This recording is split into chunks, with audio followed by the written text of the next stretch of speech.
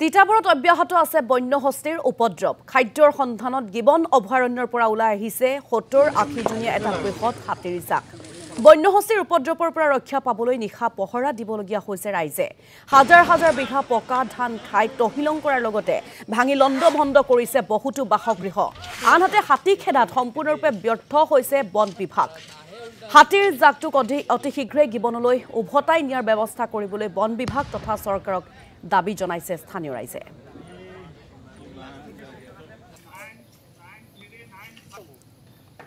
প্ৰত্যেক বছৰে হাতী আহে প্ৰত্যেক বছৰে ৭০-৮০টা হাতীৰ জাক আহে আৰু মানুহৰ হা সম্পত্তি ধাননি পথাৰ সকলো বিনষ্ট কৰি ইয়াৰ পৰা ওলাই যায় কিন্তু আমি দেখিবলৈ পাওঁ যে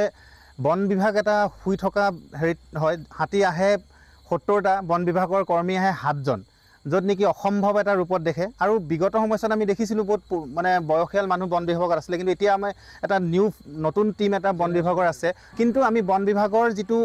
ভূমিকা হ'ব লাগিছিলে সঁচাকৈ একদম অবৰ্ণনীয় বুলি ক'ব পাৰিবি তেওঁলোকৰ একদম নিষ্ক্ৰিয় ভূমিকা আমি দেখিবলৈ পাইছোঁ আৰু এতিয়াৰ পৰা যদি বন বিভাগ যদি জাগি নুঠে কিন্তু আগন্তুক দিনত আকৌ পুনৰ পূৰ্বৰ দৰে আপোনালোকে দেখিবলৈ পাব যে হাতী জাক হাতী আহিব আৰু মানুহৰ ঘৰ ভাঙে মানুহৰ মৃত্যুৰ মুখলৈ আগুৱাই যায় তাৰ পাছত আকৌ সেই ক্ষতিপূৰণ দিয়ে আকৌ শেষ হৈ যায় এতিয়া হাতী অহা বাটত মানুহে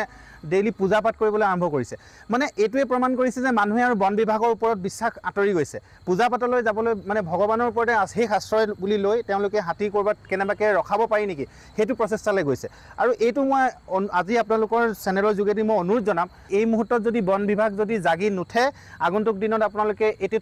আমি টাউনত এতিয়া বৰ্তমান থিয় হৈ আপোনালোকৰ এই বাইটটো দি আছোঁ